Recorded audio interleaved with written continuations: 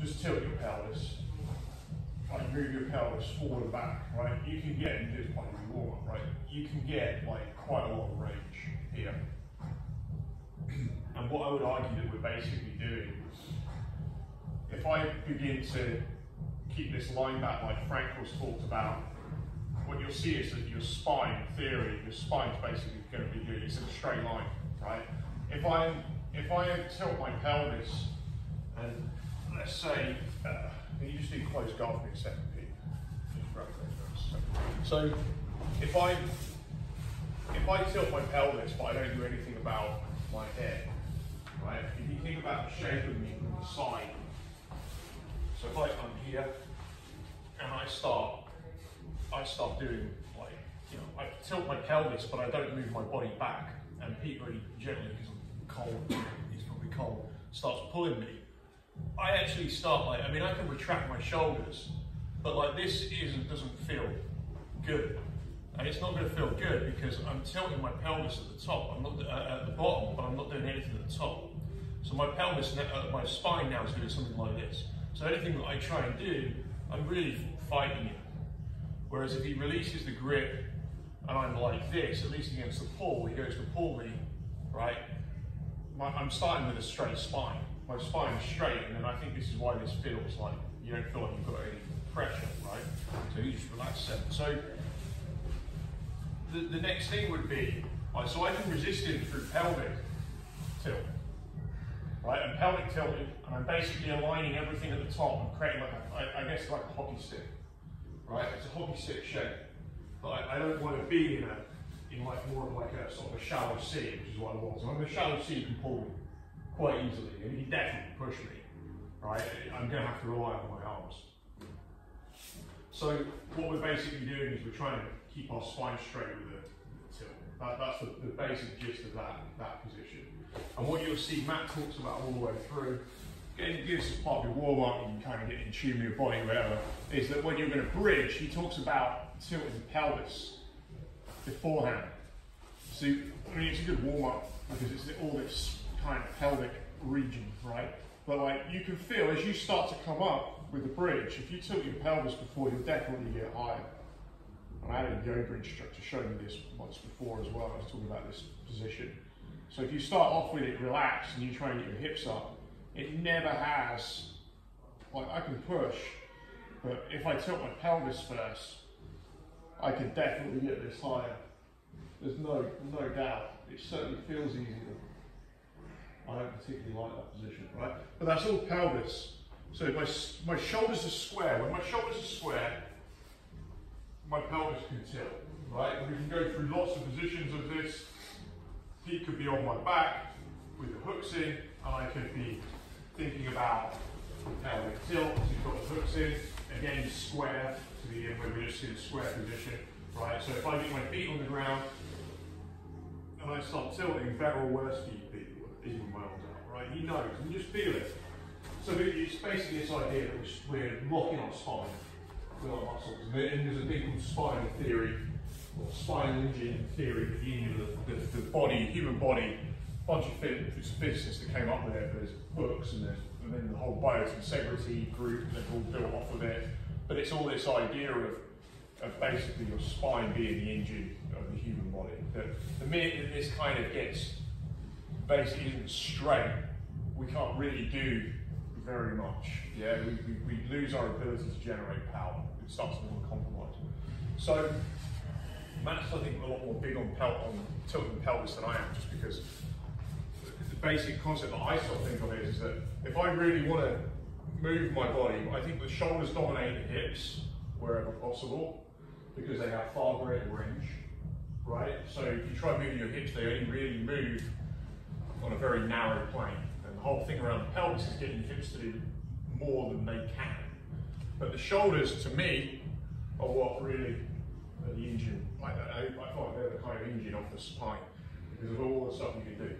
So when we talk about technical stand-up, it's the same thing, that body. If I'm doing the technical stand-up, right, it definitely feels at its most efficient the more sideways on we are. And what I'm actually doing is getting my spine straight locking it in place by wrapping my body around it. So you start twisting your body, you do a few technical stand-ups, right? Or you could do the gymnastical ones. But the basic gist of these movements seems to be that you're pretty much putting weight into this knee. So the weight's going into the outside of the knee. And it doesn't matter whether I'm doing this and everything goes over this and I get up, right? Or I'm bringing my heel up and it's like I turn the weight into the knee and I take it away and the weight transfers to that hand. And that's like the two major movements: the sit out, these two stand-ups off the sit out, or alternatively, if I switch these, I'm into my sprawl. And it has to become like this when I'm on the ground versus in standing, because I've got the problem of the ground, which I don't have when I'm on top of somebody. When I'm on top of somebody, you know, I can be here and I can move all through that bottom plane. But the minute I get on the ground, I switch my legs over, I really can't. Yeah. So again, it's a way of stopping the top of the head getting compromised. That's why we do it. Otherwise, you end up with that horrible crank at the top.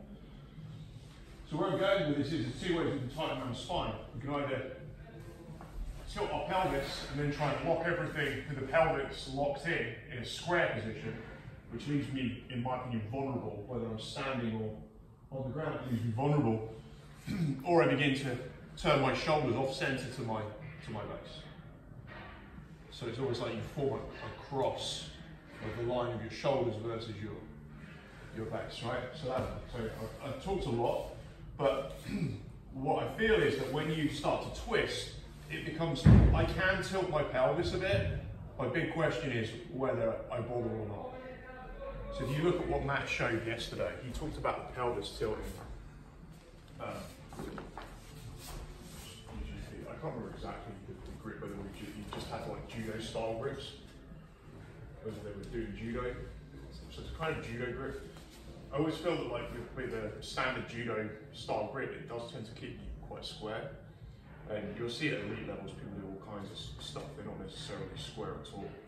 So so what he was basically saying was that as Pete tries to pull me, I put weight. I'm trying to transfer my weight into my rear heel here. So everything starts to become, as he pulls me, I'm trying to put the weight in this heel. If he pushes me, the weight goes into this heel. And I think this is great. The only thing I feel, so in the minute I feel him pull, and so what he was saying was you pelvic tilt in this. So I tilt my pelvis, and when Pete goes to pull me, I become a lot more rigid. He tries to push me, yeah. So I feel like that works because I'm basically very square. But the other way I can do this is same principle of the heels. I do think the heels are pretty key. But what I'm really trying to do is fully retract. So I fully extend and fully retract on this. And now pull me, Pete. Push me. Now, I don't really have much in terms of pelvic tilt here. Because the more I twist, it feels to me like there's a little war going on with my pelvis. Yeah? And that to me is like jiu-jitsu in it. That's pretty much all I've got. And like, I can talk about the chin turning and whatever, but the basic gist of it is you twist it, you either are twisting everything around your spine to lock your spine in place and make it very rigid, or you're basically tilting your pelvis and then trying to line everything up with it. That's it. So let's just give this a go with those judo grips, staying square. You're twisting everything and you're trying to see if pulling having the pelvis in. When you push and pull, don't do the thing of like giving people like, you know, push and pull to begin with, because you just can't feel what's going on. You're just basically trying to keep the weight in your heels, which is what Matt said, yeah? So let's grab body, let's give it a go. I want to see what you think at the end of it, what feels better. So work slowly and easily on it.